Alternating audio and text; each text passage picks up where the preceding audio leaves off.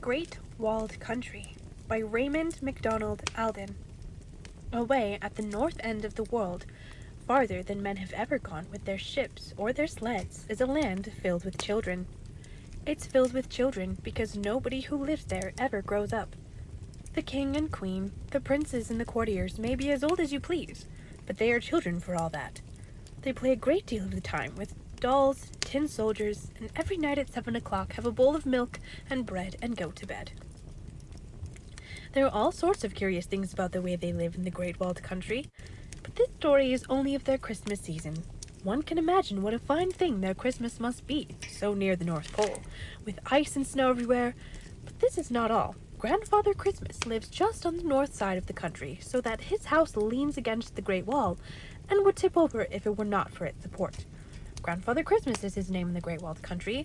No doubt we call him Santa Claus here. At any rate, he is the same person, and best of all the children in the world, he loves the children behind the Great Wall of Ice. One very pleasant thing about having Grandfather Christmas for a neighbor is that in the Great Walled Country, they never have to buy their Christmas presents.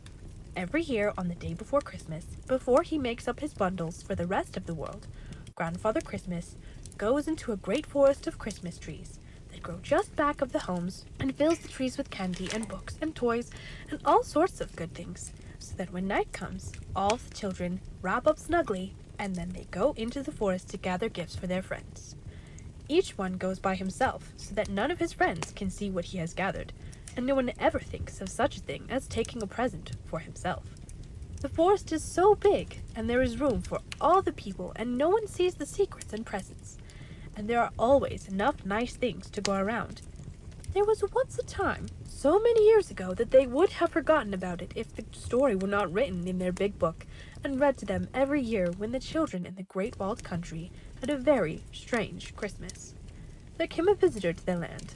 He was an old man, and was the first stranger for many years who had succeeded in getting over the wall.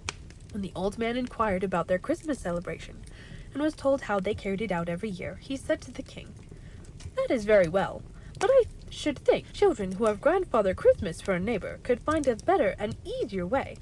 You tell me you go out on Christmas Eve to gather presents for one another the next morning. Why take so much trouble and act in such a roundabout way? Why not go out together and everyone gather his own present? That would save the trouble for dividing them again, and everyone would pick out just what he wanted for himself." They decided it was a very practical idea, and so the proclamation was made, and the plan seemed as wise to the children of the country as it had to the king and his counselors. Everyone at some point had been a little disappointed with his Christmas gifts, and now there would be no danger of that. On Christmas Eve, they always had a meeting at the palace and sang carols until the time for going into the forest. When the clock struck 10, everyone said, "I wish you a Merry Christmas," to the person nearest him, and then they separated to go on their way to the forest. On this particular night, it seemed to the king that the music was not quite so merry as usual, and that when the children spoke to one another, their eyes did not shine as gladly as he had noticed them in other years. But there could be no reason for this, since everyone was expecting a better time than usual, so he thought no more of it. There was only one other person at the palace that night who was not pleased with the new proclamation about the Christmas gifts. This was a little boy named Inga, who lived not far from the palace with his sister. Now, his sister was a cripple and had to sit all day looking out of the window from her chair, and Inga took care of her and tried to make her life happy from morning to night. He had always gone to the forest on Christmas Eve and returned with his arms and pockets full of pretty things for his sister, which would keep her amused all the coming year. And although she was not able to go after presents for her brother, he did not mind at all, especially as he had other friends who never forgot to divide their good things with him. But now, said Inga to himself, what would his sister do? For the king had ordered that no one should gather presents except for himself, or any more than he should carry away at once. All of Inga's friends were busy planning what they would pick for themselves, but the poor crippled child could not go a step toward the forest. After thinking about it for a long time, Inga decided that it would not be wrong if, instead of taking gifts for himself, he took them all together for his sister.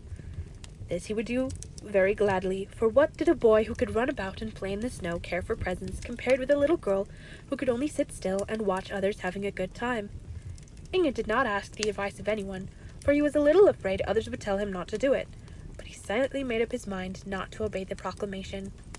And now the chimes had struck 10, and the children were making their way toward the forest, in the starlight that was so bright that it almost showed their shadows on the sparkling snow. As soon as they came to the edge of the forest, they separated, each one going by himself in the old way, though now there really was no reason why they should have secrets from one another. 10 minutes later, if you had been in the forest, you might have seen the children standing in dismay with tears on their faces and exclaiming that they had never seen such a Christmas Eve before. For as they looked eagerly about them to the low bending branches of the evergreen trees, they saw nothing hanging from them that they had seen any other Christmas Eves. No presents. No one could guess whether Grandfather Christmas had forgotten them, or whether some dreadful accident had kept him away. As the children were trooping out of the forest after hours of weary searching, some of them came upon little Inga, who carried over his shoulder a bag that seemed to be full to overflowing. When he saw them looking at him, he cried, "Are they not beautiful things?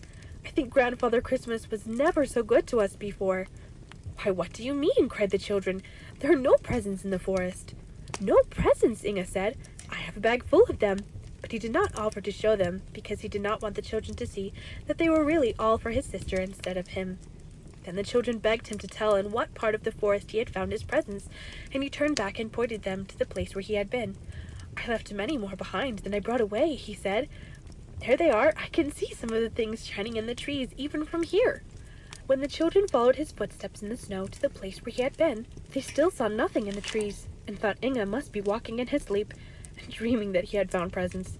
Perhaps he had filled his bag with the cones from the evergreen trees. On Christmas Day there was sadness all throughout the great walled country, but those who came to the house of Inga and his sister saw plenty of books and dolls and beautiful toys piled up about the little cripple's chair. And when they asked where those things came from, and were told, "Why, from the Christmas tree forest," they shook their heads, not knowing what it meant. The king held a council and appointed a committee to go on a very hard journey to visit Grandfather Christmas and see if they could find out what was the matter. They had to go down Father Christmas' chimney, and when they reached the bottom of it, they found themselves in the very room where Grandfather Christmas lay, sound asleep.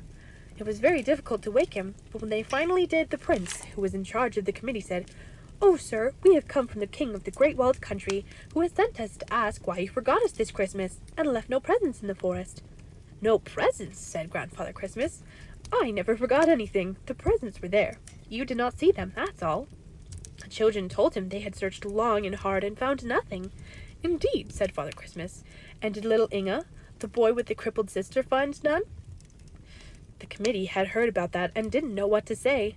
The presents were there, but they were not intended for children who were looking only for themselves. I am not surprised that you could not see them. Remember that not everything that wise travelers tell you is wise. The proclamation was made next year that everyone was to seek gifts for others.